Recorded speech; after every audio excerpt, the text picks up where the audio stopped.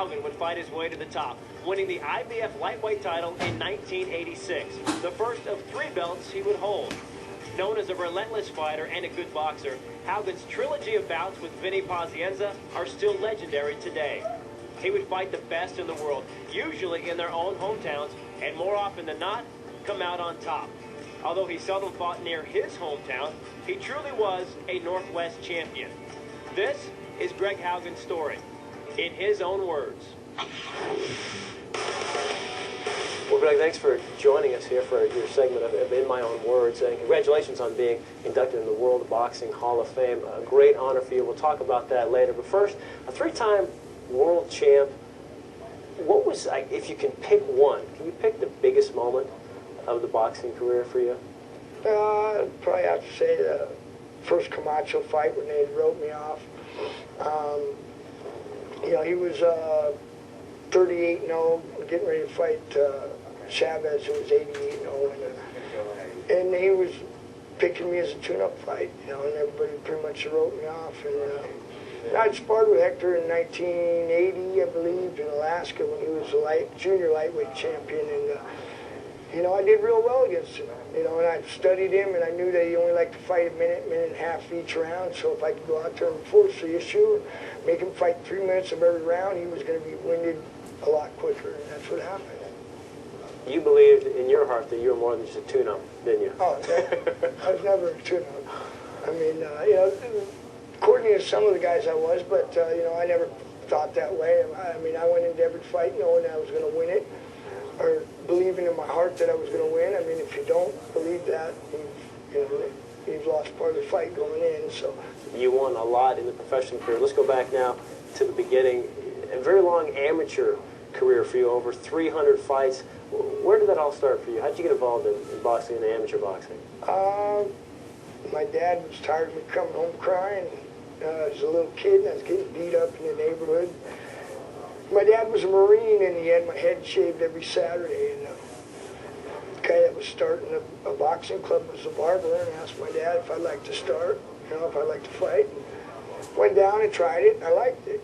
So I was pretty good at it right away. And, you know, back then we could fight, you know, 4 or 5 times a week, or on the weekend. You know, you'd fight maybe 3 or 4 times to get to the finals on Saturday. You know, you'd fight 3 times on Friday to get to Saturday to the finals. So, I mean, you can compile a lot of fights. It's not like it is now where you can only fight once a week or something. But, yeah, I mean, I had worked with some good coaches. We had Jim Montgomery and Art Grip from Auburn Elks, and, you know, I liked it. I enjoyed it. And, you know, after that, I realized kids stopped picking on me. You say you liked it, you enjoyed it right away. What was it about putting on the gloves or getting in the ring that you just enjoyed right away? What was it?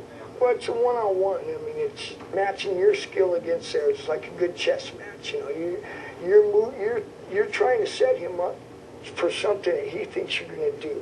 Okay, so you're making a move. You know, you do this move, and he thinks you're going to do something else, and you counter that move, and it's like a good chess match. You know, it was one-on-one. You know, you had nobody to blame if you lost.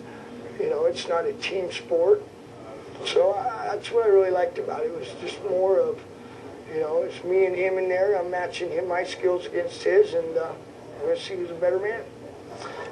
We hear a lot of these wild stories about amateur fights. And you were in Alaska in the tough man competitions, and as I mentioned, over 300 fights, a lot of them in open weight classes. Can you remember some interesting moments, some crazy nights in the ring there in Alaska? Well, I fought 24 tough guy fights up there. I mean, that was after I finished fighting amateur. I moved up to Alaska, and they were doing these tough guy fights in the bars. You know, you'd go up and they'd say, "How much you weigh?" You go, "Oh, I weigh 140 pounds."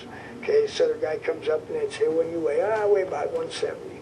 Okay, and he goes, "Well, you know," and so I went in there and I told them, they asked me if I ever had a fight. And I said, "No." Because I knew they were going to match me tough. So, you know, I went out there in the first fight and I'm throwing 3-4 punch combinations, and they knew right away.